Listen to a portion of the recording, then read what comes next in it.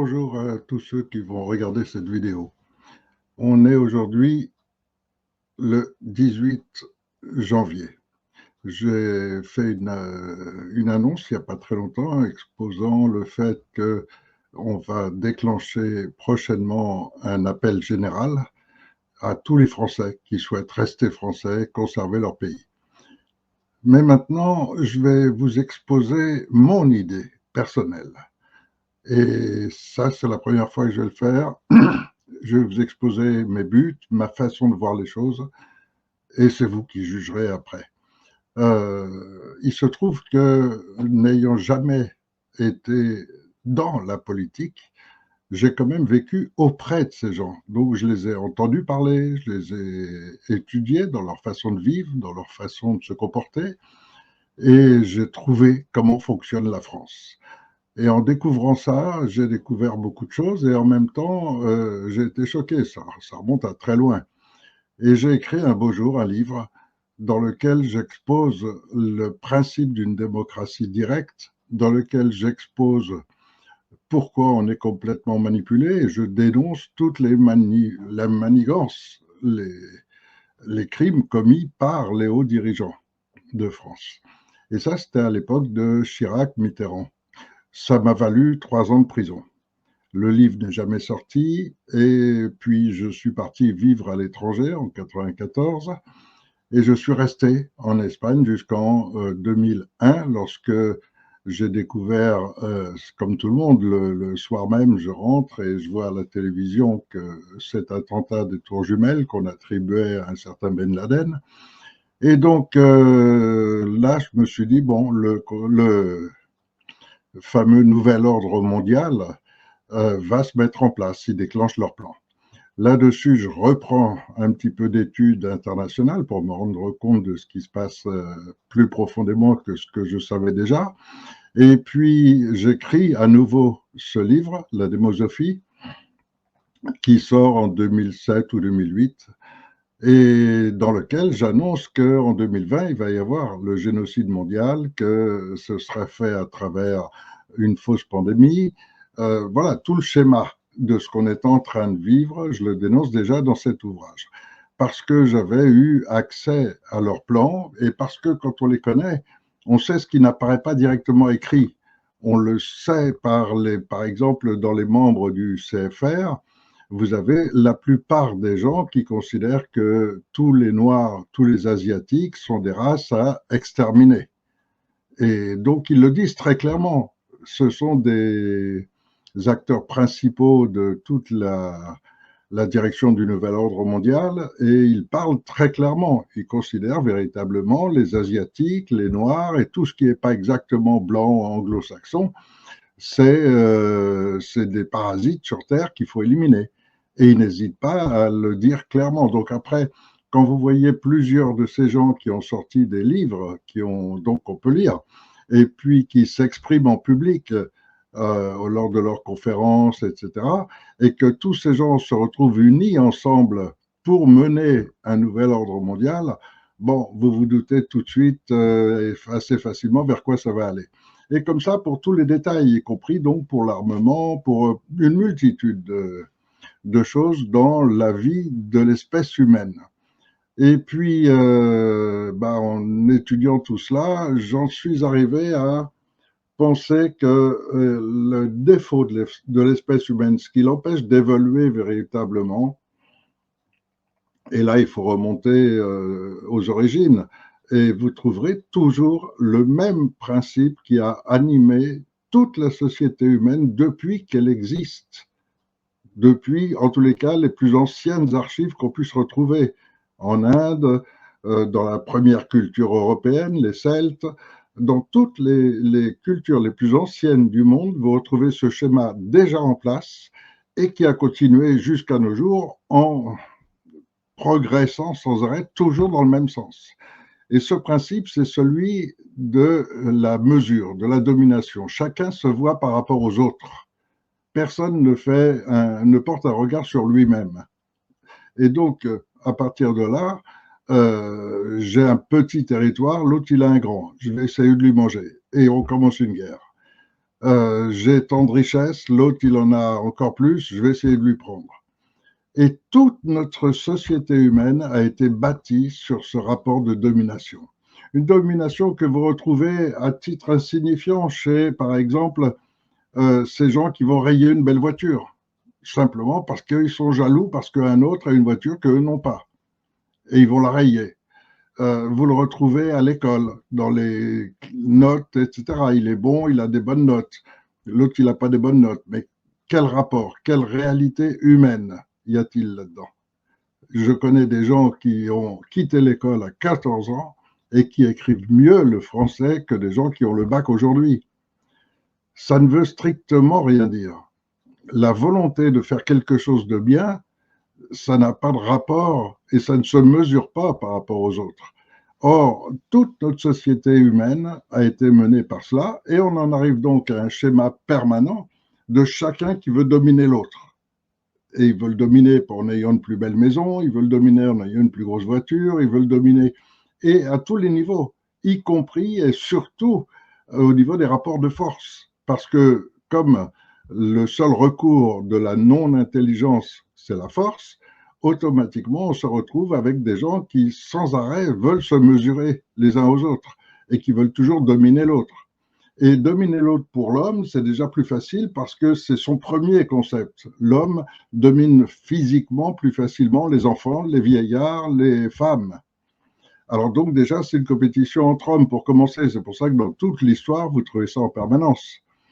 Et dans ces compétitions entre hommes, c'est toujours celui qui va le plus, qui peut dominer le plus. Et ceux qui ont parfaitement compris cela, ce sont les sectes marginales, principalement les Illuminati, qui ont pénétré toute la haute franc-maçonnerie du monde et qui fait qu'eux veulent toujours être plus que les autres et ils vivent sur le plus. Il faut que je sois plus que l'autre. Et dans chaque loge maçonnique, il y a une guéguerre entre les membres pour être qui va monter le plus haut. Et donc ce schéma, il est permanent. On ne vit que comme ça, que pour l'image qu'on a globalement à offrir à tout le monde et toujours essayer d'offrir une image où on est toujours le plus haut possible. Et le plus haut, ben, c'est par rapport aux autres uniquement. Et donc on vit toujours sur ce schéma au lieu d'avoir des gens qui pensent autrement. Et tant qu'on pense de cette manière, eh bien, on en arrive à une guerre Russie-Ukraine où c'est la qualité des armes. Et là, les Américains découvrent que les Russes ont découvert des systèmes de missiles qui peuvent être beaucoup plus performants, plus rapides. Alors, au lieu de déclencher directement la guerre contre eux, ils se servent de l'Europe, de leurs vassaux, mais en même temps, ils ont multiplié les budgets pour essayer que leurs ingénieurs arrivent à faire des satellites, des missiles aussi puissants et aussi rapides que ceux que font les Russes.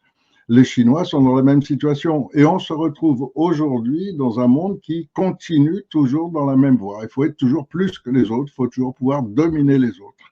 Et regardez ce qui se passe, par exemple, encore au Moyen-Orient, où vous avez un petit pays qui est arrivé au début presque rien, quelques personnes, et puis de là, on passe à un peu grossir, et puis on cherche, et si vous regardez des cartes d'Israël entre une période juste après la guerre et aujourd'hui, et vous voyez qu'à chaque fois, il y a une extension et que petit à petit, ils ont bouffé tout le territoire et maintenant, ils essayent de bouffer tout le reste. Et c'est la nature humaine. C'est pas une histoire de religion, etc. Tout ça, ça n'a pas de sens. C'est la nature humaine. C'est comme ça que François Ier a déclenché des guerres. C'est pour ça que dans le monde entier, tout a été basé toujours sur la même chose, c'est la domination de l'autre, pour lui prendre ses richesses, pour s'agrandir et être plus fort soi-même.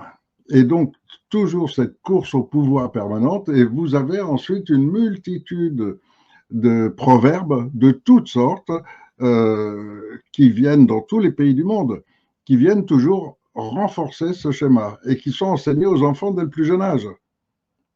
Et à chaque fois, on entend ces réflexions permanentes pour dire c'est comme ça. Le monde est comme ça. Il faut que tu sois le premier à l'école, il faut que tu sois le meilleur en ci, il faut que tu domines les autres, tu dois être mieux que lui. Les mômes aujourd'hui, c'est celui qui a le téléphone le plus moderne, c'est celui qui a le téléphone pour épater les autres, c'est celui qui découvre un site pour inciter les autres et montrer qu'il est plus malin. Et c'est comme ça permanence. Et c'est les vêtements, et c'est les marques, et c'est les trucs. Toujours pour essayer d'épater, toujours pour essayer d'être au-dessus des autres. Alors, tant qu'on est dans ce schéma, il faut le prolonger jusqu'au bout. Et le prolonger jusqu'au bout, ben, c'est constater qu'il y a quelques personnes qui sont des milliardaires. La plupart d'entre eux, et je dis bien vraiment, 99,9% de tous les milliardaires n'ont pas acquis cette richesse par leur travail. Ils l'ont acquis par leurs parents, ils sont nés avec, et la plupart du temps, le début de la richesse, ça a toujours été basé sur le crime. C'est les négriers, c'est ceux qui ont fait le commerce de l'esclavage, c'est d'une manière ou d'une autre, vous trouverez toujours des pirates, des criminels. Et c'est ceux-là qui ont lancé la fortune et les petits-enfants après qui se retrouvent avec. Et quand ils savent le gérer dans un domaine ou dans un autre, alors si c'est par exemple chez les banquiers, eh bien, ils sont immédiatement immergés dans le monde de leurs parents. Ils arrivent avec tous les moyens possibles et ils n'ont pas d'autre idée en tête qu'il faut être au-dessus des autres. Et dans toutes les opérations qui se font en bourse ou qui se font au niveau financier mondial, il y a toujours comment arnaquer les gens, comment prendre plus au gueux, comment progresser toujours et toujours monter, monter, monter. Mais vouloir une richesse infinie, vouloir un pouvoir infini, ça n'a strictement aucun sens pour l'espèce humaine. L'espèce humaine ne va pas progresser comme ça, elle se réduit en permanence. Et donc, au lieu d'avoir une espèce humaine qui progresse globalement, on se retrouve avec une espèce humaine qui dépense stupidement 2 fois la même somme, les mêmes ressources pour aboutir à un unique résultat. Regardez par exemple la recherche spatiale. Vous avez partout sur la planète des pays qui cherchent à avoir leur propre système de lancement, leur propre système de satellite, leur propre système de recherche, alors que si on change la domination par laquelle ils se font tous concurrence à tous les niveaux, comme dans les entreprises, à tous les niveaux, c'est la vie humaine, elle est comme ça. Et donc, je suis parti de ce principe en me disant, ça nous conduit inexorablement à l'inflation, à ce que les plus milliardaires vont se débarrasser de toute la masse qu'ils sont obligés de payer à travers leurs multinationales, etc., mais qui ne leur servent pas et de moins en moins. Les vieux, ça ne sert à rien, ils consomment peu et ils rapportent aucun intérêt. Et petit à petit, il faut se débarrasser de plus en plus d'une partie de la population. Et donc, on va vers cette réduction et le monde entier va dans cette direction. Alors, moi, je propose autre chose. Je propose qu'on remplace ce concept permanent de compétition, de domination des uns sur les autres, par le concept de coopération. Le concept de coopération, c'est, si on le prenait et s'il était déjà en place, ce serait pas mal de pays qui utiliseraient leurs ressources en toute petite quantité et obtiendraient le même résultat au niveau de la recherche spatiale, au niveau des gros investissements, des astronomes, à tous les niveaux. Au niveau, par exemple, de financer la recherche, ce ne serait pas chaque pays qui finance essentiellement les ingénieurs qui travaillent sur développer des nouvelles armes. Ça n'intéresserait plus personne. Si on était dans un concept de coopération, eh bien, la plupart des pays ne financeraient plus ce type de choses, financeraient ce qui intéresse tout l'ensemble de la population. Et sachant que tout ce qui est découvert va être partagé avec l'ensemble du monde, c'est une progression générale où le monde entier, un ingénieur américain découvre quelque chose, un Chinois va ajouter autre chose, un Russe va ajouter encore autre chose, et puis un Allemand, et un Anglais, et un Italien. Et donc voilà, le principe de coopération. Regardez par exemple comment a été découvert le nucléaire. Ça commence pas que avec Marie Curie. Ça ne commence pas que avec un couple qui travaille sur découvrir des métaux, etc. Et ça commence là, et ensuite vous avez une multitude de scientifiques du monde entier qui travaillent là-dessus, et ce sont une multitude de connaissances qui ont abouti, qui ont permis de créer la première bombe nucléaire, et tout de suite derrière, qui ont permis, avec d'autres penseurs encore, de commencer à créer des usines nucléaires pour fabriquer de l'électricité.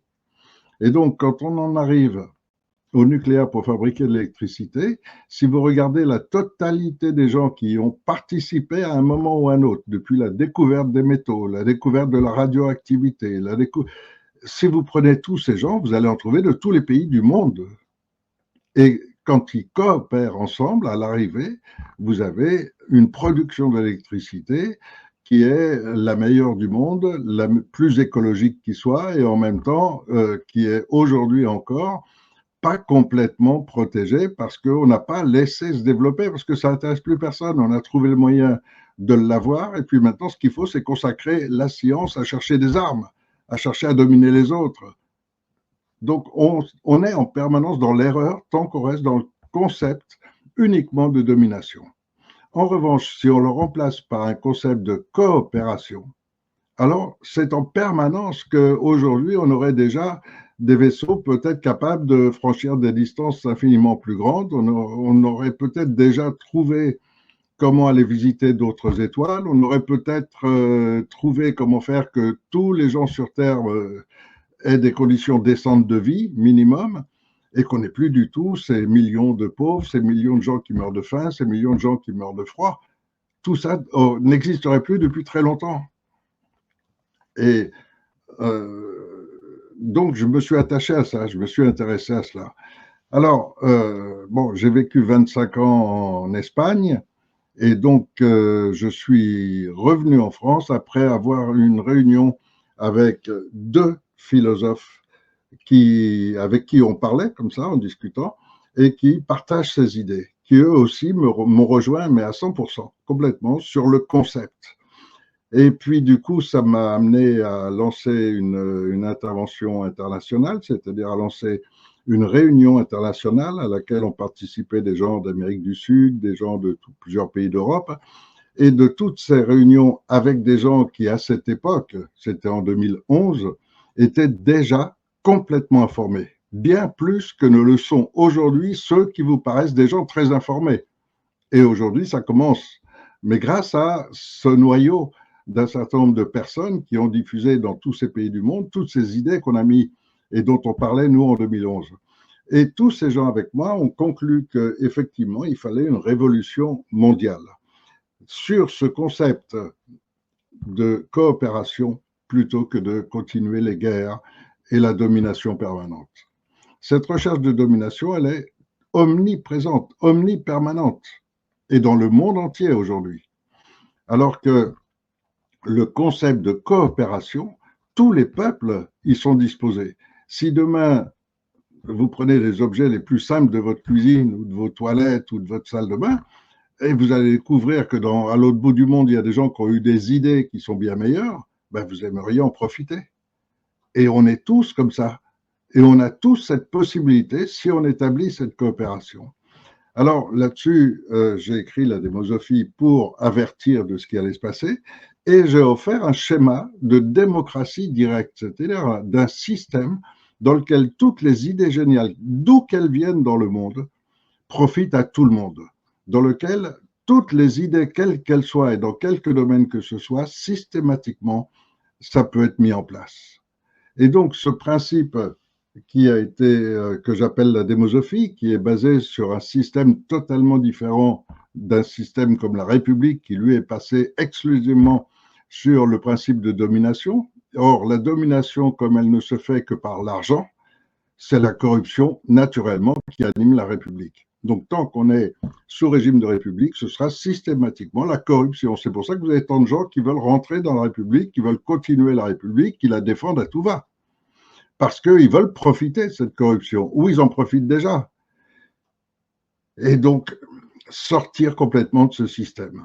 Alors, j'ai trouvé comment. Alors, je sais que ça annulerait les pouvoirs des grands banquiers, de ces milliardaires, ça annulerait les espoirs de beaucoup de gens, mais en attendant, pour tous les peuples, c'est une solution véritable qui va changer complètement le monde. Alors, le principe, c'est que d'abord, il faut créer et partir d'un pays dans lequel il y ait toute la structure juridique actuelle pour faire la balance, c'est-à-dire pour être un premier pays dans lequel on va pouvoir mettre en place ce nouveau concept. le mettre en place. Et là, j'ai fait les tests, j'ai réuni les gens, j'ai fait les tests, etc.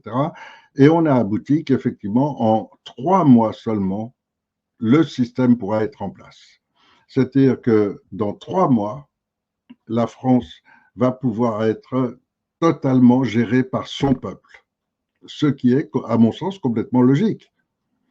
Aujourd'hui, vous avez des dirigeants qui sont là pour piller le peuple, donc qui vous demandent de plus en plus d'impôts, qui vous demandent de plus en plus de sacrifices, et qui vous en prennent au maximum par les taxes, par les impôts, par les radars, de tous les moyens.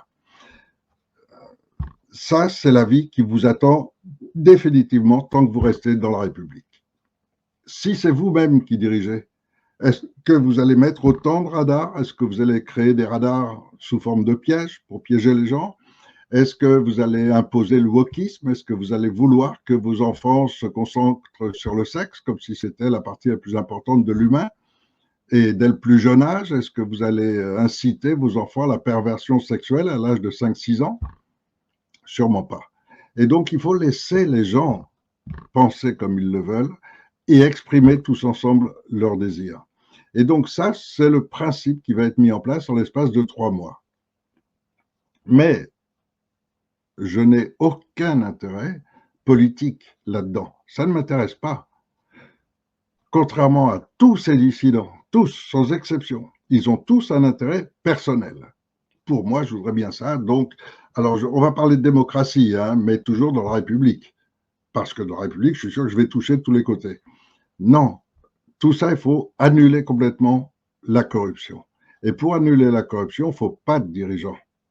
Et pas de dirigeants, ça ne veut pas dire qu'on ne fonctionne pas. Regardez, par exemple, les modes de vie anciens des Indiens, ils avaient à chaque fois des conseils de sages. Les gens qui ont le plus d'expérience de vie, qui sont variés et qui se réunissent en conseil de sages et qui gèrent le pays. Et c'est comme ça que ça fonctionne le mieux. Et ce sont les meilleures sociétés qui ont existé dans l'histoire humaine. Ça a chaque fois été de laisser les anciens être ceux qui dirigent parce qu'ils n'ont plus de motivation, ils n'ont pas d'intérêt de carrière politique, ils n'ont pas d'intérêt financier parce que quand les anciens doivent réfléchir, ils réfléchissent à l'ensemble de la tribu. Et la tribu, c'est le territoire maintenant, c'est la nation. Et réfléchir au bien de l'ensemble de la nation, moi je suis malade quand je vois des gens qui dorment sur un trottoir dans une tente en plein hiver avec le froid qu'il fait. Je suis malade de voir ces gens qui ont des fois des enfants et qui dorment dans des voitures. Donc, s'occuper du bien du pays, si on avait un conseil de sages, il ne laisserait pas faire ça. Si on avait un conseil de sages, ce serait une priorité. Et les priorités, c'est déjà de permettre que chaque habitant du pays ait des moyens décents de vivre. Alors, je sais qu'il y a énormément de choses à revoir. Il faut repartir littéralement à zéro, pratiquement, et dans tous les domaines. Mais qui peut le faire si on laisse les politiciens? C'est chacun en essayant de trouver la place par laquelle ça va lui rapporter. Et ils fonctionnent tous comme ça. Et ils se garantissent les privilèges. Donc, j'ai été 3 mois ministre et maintenant, pour le restant de mes jours, j'ai la retraite, j'ai la protection, j'ai toute la qualité de vie qui est assurée.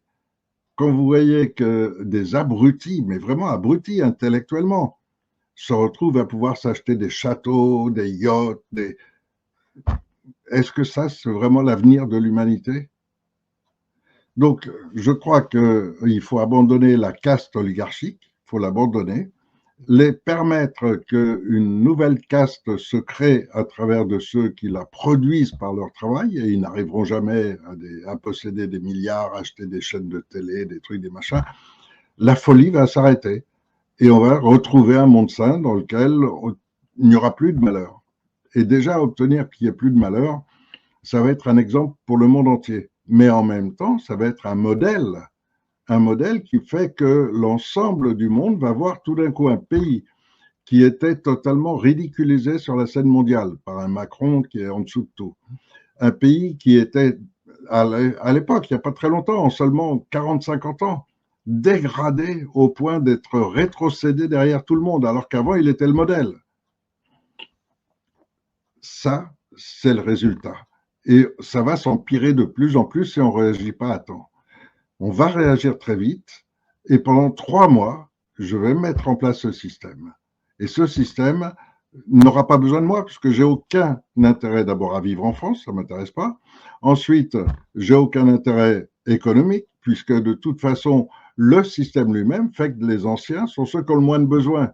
Donc, il n'y a pas besoin de payer des salaires à 30, 40, 50 000 euros comme on le fait actuellement avec tous les politiciens et qui en plus cherchent à gratter encore plus de tous les côtés. Donc non, là on aura un conseil de sages qui va être en mesure d'avoir ce qu'il y a de mieux pour tout l'ensemble de la population et qui va être très réduit au niveau salaire et donc qui va nous coûter beaucoup moins. Et en étant beaucoup moins coûteux, va permettre que l'argent soit réparti dans la population au lieu d'être concentré dans ces gens qui n'ont qu'une hâte, c'est dès qu'ils sont élus, c'est immédiatement faire profiter les copains, faire profiter la famille et monter des systèmes qui va leur rapporter un peu plus. Donc, trouvez-moi des ministres, des chefs de cabinet et tous les seconds couteaux et tous les hauts fonctionnaires qui ne soient pas dans une loge maçonnique et qui n'aient pas créé plusieurs associations à travers laquelle ensuite le copain de la loge va donner des subventions et ainsi de suite. Et c'est comme ça qu'on se retrouve avec une multitude de petites sociétés écrans, soi-disant de gestion, et vous en avez, mais en quantité que vous n'imaginez même pas. Ce sont des dizaines de milliers qui ponctionnent l'État en permanence. Et vos impôts servent à entretenir tout ça. Est-ce que c'est normal qu'un petit chef d'un groupement quelconque de l'ASE, il est la grosse voiture, le chauffeur, on ne le voit jamais, et il passe sa journée au casino ou... Non, faut arrêter tout ce système et repartir à zéro. Et donc, ça, c'est ce qui va demander 3 mois. Et après ces 3 mois,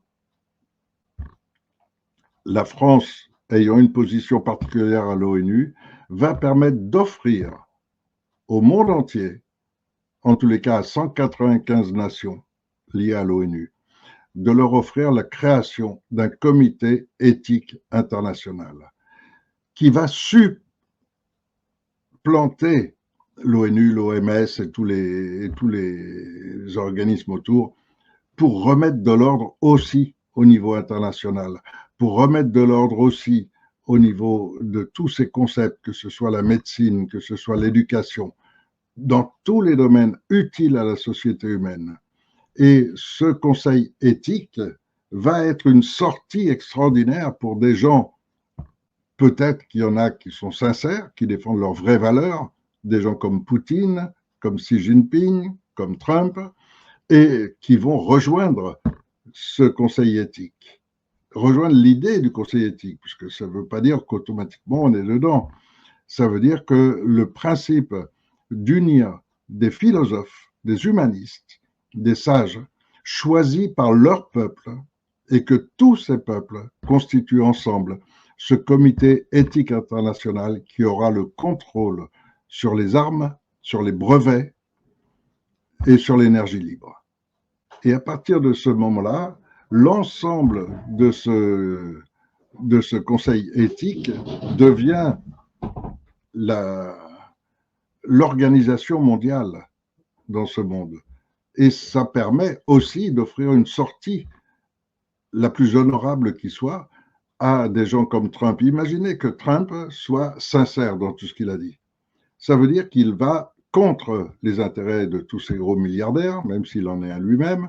Il va contre les intérêts de tous ceux qui, normalement, ont intérêt justement à ce qu'il fasse le contraire. Admettons qu'il le fasse, admettons qu'il soit sincère. Il représente tout le continent de l'Amérique du Nord. Bon, ça fait environ 300 millions de personnes qui vivent là. Eh bien, ces 300 millions de personnes ont lu une multitude de livres, ont pu déceler à travers Internet une multitude de gens qu'ils peuvent considérer comme des sages, et le peuple peut très bien déterminer et choisir les 2 ou 3 sages qui représenteront les États-Unis. En Russie, c'est la même chose. Poutine peut faire la même chose. Et partout dans le monde, chaque dirigeant d'État intègre, celui qui veut vraiment défendre sa population et le bien de son pays, pourra offrir la même chose et de constituer ce conseil éthique. Or, un conseil éthique basé de cette façon avec tous les peuples, pas seulement les nations, tous les peuples, ça recrée une totale harmonie sur toute la planète. Il ne pourra plus jamais y avoir de guerre. Il ne pourra plus jamais y avoir ces compétitions permanentes. Ce sera une coopération naturelle entre tout le monde, parce qu'on a tous intérêt à bien vivre. Et quand je dis on a tous, je dis chaque être humain sur cette planète a envie de vivre libre, d'éduquer ses enfants comme il l'entend et d'avoir un État qui lui offre ses meilleurs services. Et cet État qui offrira les meilleurs services, selon les régimes de chaque pays, ils seront de toute façon supportés par les organismes internationaux qui eux-mêmes seront contrôlés par ce comité éthique. Et ce comité d'éthique internationale va permettre de remettre les valeurs de dignité humaine, remettre l'humain au centre de la vie, au centre des préoccupations. Notre première préoccupation à tous, c'est celle de l'humain. Personne ne se bat pour se préoccuper de la qualité de vie des rats ou des écureuils. On se bat de notre propre qualité de vie. Alors voilà, c'est mon ambition. C'est passer 3 mois en France pour mettre en place cette structure qui exige bien sûr que l'armée intervienne pour me faciliter les choses, c'est-à-dire pour procéder aux arrestations nécessaires de tous les criminels, ceux qui ont déjà violé la loi, ceux qui sont passibles du code pénal et qui aujourd'hui représentent cette mafia qui dirige le pays et qu'il faut virer complètement pour avoir les mains libres, pour créer quelque chose de nouveau. Et donc, il va falloir l'intervention des forces armées et à partir de là, mettre en place ce conseil de transition qui va être la transition, qui demande 3 mois. Après, les gens font ce qu'ils veulent. Après, ils auront les outils pour décider d'une nouvelle constitution. Ils auront les outils médiatiques, ils auront les outils scolaires, ils auront les outils médicaux, ils auront tous les outils entre leurs mains. Et ils décideront si, au lieu de se mettre d'accord avec tout le monde, ils demandent à ce conseil de sages d'abandonner complètement cette idée et de revenir à un empereur ou un roi, ou s'ils veulent retomber dans un système comme la République, c'est les gens qui décident eux-mêmes et de leur donner ce pouvoir de décider eux-mêmes. Au bout de 3 mois, ils l'auront. Si ce pouvoir, ils l'utilisent pour un mois après annuler tout ça et refaire autre chose, ils pourront le faire. Mais au moins, en 3 mois, la structure sera mise en place. Et cette structure va leur servir à faire ce qu'ils veulent. Et une fois réalisée cette première structure, je sais qu'il n'est pas possible que les gens se privent du droit de ne plus avoir de pauvres, de ne plus avoir d'insécurité, de ne plus avoir des agressions permanentes, de ne plus avoir des inquiétudes permanentes quand on envoie ses enfants à l'école ou quand une femme elle se balade le soir. Je crois que ça, ils vont l'avoir tout de suite, très vite. Mais après, s'ils veulent y renoncer, c'est leur droit. Ils font ce qu'ils veulent. Et faire ce qu'on veut, c'est la vraie liberté, c'est la vraie démocratie directe. Et le schéma existe, il a été testé, il fonctionne. Et donc, il est prêt à se mettre en place. Il me faut 3 mois. Et c'est pour ça que j'ai fait des appels, c'est pour ça que j'ai, heureusement, par chance, un premier corps d'armée qui m'a assuré qu'il allait intervenir. Probablement d'autres vont suivre très vite, mais j'appelle toute l'armée et toutes les forces armées de France, puisque vous avez conçu, les politiciens ont conçu un système pour dire la seule force armée, ça doit être que nous qui la contrôlons parce que ça nous protège. Bon, c'est le rôle de n'importe quelle mafia. Un chef de la mafia en Sicile, son principe, c'est que tous ses amis doivent être armés et plus forts que le peuple qu'ils veulent contrôler ou raqueter. Bon, là, on a une mafia qui nous raquette, il faut forcément que leurs membres soient équipés bien et que le peuple, lui, n'ait pas le droit. Bon, mais est-ce que c'est logique? Est-ce qu'un homme, il n'a pas le droit de défendre sa famille s'il est attaqué la nuit chez lui? Je crois qu'il y a beaucoup de choses à revoir. Il faut tout remettre à zéro, assurer et reprendre les principes de base, ceux qu'on veut. Est-ce qu'on veut se promener en toute sécurité dans nos rues, dans la ville, où qu'on soit? Est-ce qu'on veut notre sécurité physique? Est-ce qu'on veut maintenir notre langue et notre culture? Voilà, tout ça, ce sont des grands débats et qui doivent être faits avec des gens, avec toute la population. Et donc, il faut une structure spéciale pour ça. Et ça, j'ai trouvé comment le faire. Je l'ai testé, ça fonctionne. Et ça va permettre qu'effectivement, les gens puissent très rapidement, tout d'un coup, retrouver leur cadre de vie. Et bon, bien sûr, il y a beaucoup de jeunes qui ne connaissent pas du tout le véritable cadre de vie français, qui en ont été privés dès la naissance parce qu'ils étaient déjà sous Internet et plantés devant leur téléphone. On vous parle beaucoup de l'IA. Ça, c'est le grand terme à la mode aujourd'hui. Et tous les pays se concentrent sur l'intelligence artificielle. Si vous réfléchissez vous-même, naturellement, qu'est-ce que l'intelligence artificielle? Est-ce que ça n'existe pas déjà? L'intelligence artificielle, c'est rien d'autre qu'une multitude de déviations. Donc, vous avez imaginé l'intelligence artificielle dans une ville, vous avez tant de voitures agglomérées, vous avez une caméra qui capte combien? La caméra, elle capte qu'il y a beaucoup plus de voitures dans cette rue et presque pas dans l'autre. Elle déclenche le feu et puis voilà, c'est tout. C'est ça. Là. Alors, s'il y a très peu de voitures, on change le programme. C'est très simple. Simplement, il faut une multitude de déviations et travailler sur l'intelligence artificielle, c'est essayer de trouver ces multitudes, c'est créer des voix synthétiques qui vont répondre, c'est tout un schéma, mais pour lequel en ce moment, vous avez une compétition qui est en train de se faire dans tous les pays du monde. Alors qu'avec une collaboration, on aurait déjà les meilleurs systèmes et ces meilleurs systèmes seraient déjà protégés par d'autres systèmes. Parce que l'intelligence artificielle, de toute façon, ça reste et ça restera toujours quelque chose d'extrêmement fragile. Il suffit de débrancher la prise de courant et c'est fini. Il n'y a plus rien.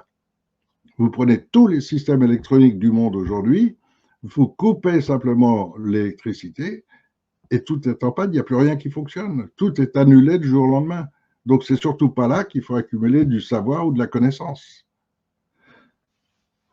Voilà, ce sont mes réflexions et vous savez que vous allez me voir pendant 3 mois quand ce CNT se met en place. Pendant 3 mois, je vais mettre en place toute cette structure avec tout un groupe qui représente déjà ce premier conseil de sages, qui ne sera pas important, il n'y aura même pas 100, 150 personnes maximum, mais qui sont des gens qui pensent comme moi qu'il faut effectivement arriver à une démocratie directe, qu'il faut que le peuple reprenne tous ses pouvoirs et qu'il faut surtout revenir à un état de droit.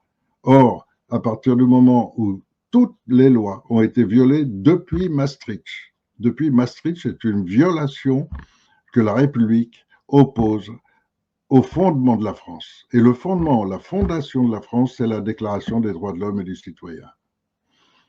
Donc, tout ce qui s'y oppose depuis Maastricht doit être annulé et on repart à zéro et on fait tout ça tous ensemble. Quand vous voyez ce qu'ont fait les politiciens depuis Maastricht, qui nous ont imposé l'euro, qui nous ont imposé d'être dans l'OTAN, qui nous imposent tout ce qu'ils nous ont imposé et tout ce que nous ne voulions pas, et on est avec. Et en plus de ça, quand les Américains leur ont proposé d'être complices dans une opération de génocide mondial, ils ont accepté. Et ils ont commencé à tuer nos enfants. Ils ont commencé à les stériliser. Car l'injection, elle sert à stériliser en premier lieu et à provoquer des maladies à long terme. Vous avez encore récemment plusieurs scientifiques américains qui ont disséqué complètement les produits utilisés. Il est clair que la plupart des gens vont avoir beaucoup de mal à survivre après 3 ou 4 ans. Actuellement déjà, il y a une montée énorme des décès, une chute complète de la natalité. Et pas seulement en France, dans tous les pays qui ont vacciné. Donc ça fonctionne bien pour eux, mais pas pour nous. Est-ce que nous l'aurions déclenché, cette opération? Nous, en tant que peuple? Jamais. Jamais on aurait inventé une fausse pandémie pour obliger les gens à leur faire croire un vaccin, etc. Jamais. Et donc, toute notre société est gérée par des mensonges permanents. On nous fait croire à un réchauffement climatique, on nous fait croire qu'il y a trop de CO2.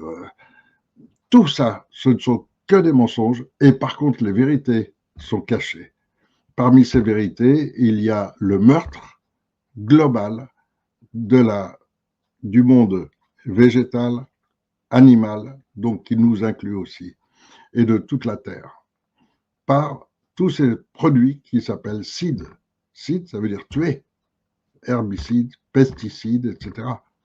Et vous avez tous les jours des chemtrails qui viennent vous déverser toutes les saloperies du monde. Les perturbateurs endocriniens qui viennent limiter totalement la fécondité. On supporte ça et on est sous une attaque chimique permanente.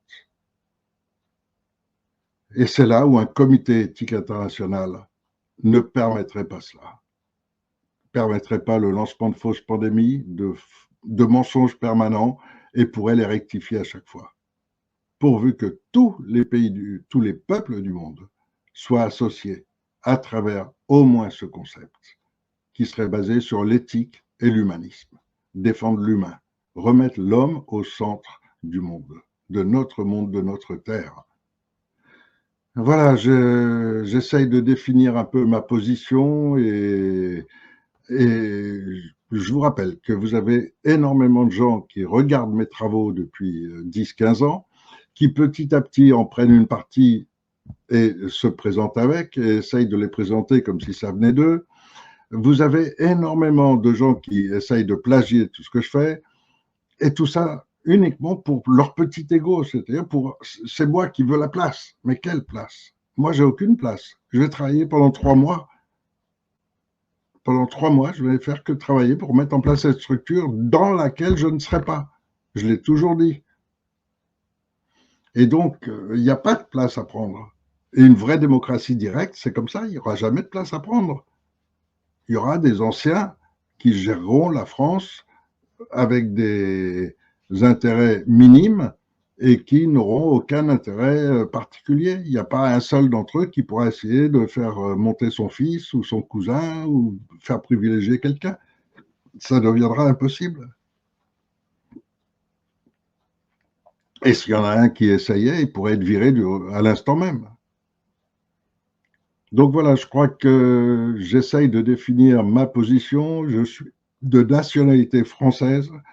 Je vis en Espagne et j'ai 3 mois à passer en France à mettre en place cette structure qui va être pour moi une sorte de tremplin pour pouvoir m'adresser à l'ONU en montrant l'exemple d'un système totalement nouveau qui n'a plus rien à voir avec les systèmes qui existent dans le monde entier aujourd'hui, qui sont tous basés sur la corruption et sur la compétition permanente.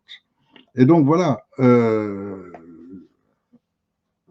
j'essaye de définir un petit peu mes objectifs et que les gens sachent que je n'ai rien à voir avec tout ce monde qui se dit dissident ou résistant. Non, des gens sains qui s'intéressent au bien commun, il n'y en a pratiquement aucun. Chacun a son intérêt personnel. Alors moi aussi, j'ai un intérêt personnel. Mon intérêt personnel, c'est qu'un véritable escroc qui s'appelle Macron a voulu m'empêcher de procéder à une conférence publique qui était prévue en 2020, en décembre 2020, donc juste avant que commencent les injections. Et dans cette conférence publique, j'ai apporté un nouveau livre que j'avais écrit, que je devais déposer chez l'éditeur, qui était Covid-19, l'horrible vérité. Et il a réussi à m'arrêter 2 jours avant pour m'empêcher de faire ce truc et il m'a mis 8 mois en prison. Pour le faire, il a utilisé un des procureurs qui sont des francs-maçons sataniques, qui s'appelle Éric Neveu, qui est procureur dans un bled à côté de Vichy. Oui, c'est Vichy. Et bon, ça m'a coûté extrêmement cher et je veux être remboursé. Donc voilà mon intérêt personnel, effectivement. Si je mets ce CNT en place, le jugement qui a déjà été rendu fait que la justice me doit une certaine somme et il faut qu'elle me les paye.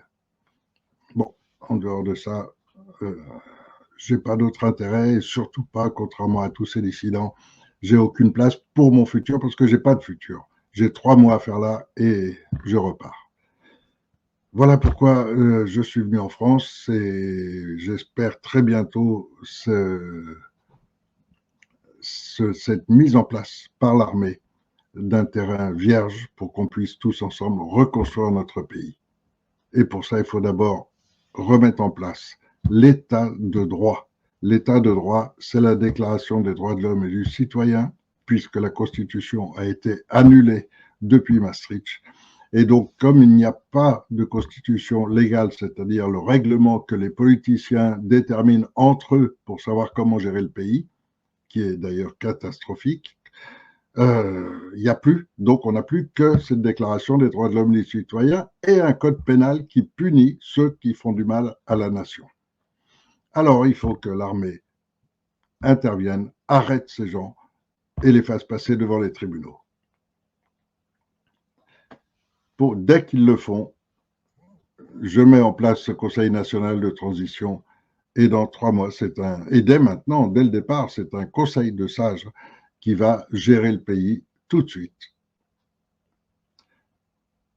Et ce premier conseil de sages comprendra un certain nombre de tous ces dissidents qu'on voit en ce moment sur les réseaux, comprendra beaucoup de ces scientifiques et penseurs que vous connaissez aussi sur les réseaux, grâce à Internet. Donc, on a une connaissance de beaucoup de gens qui peuvent participer.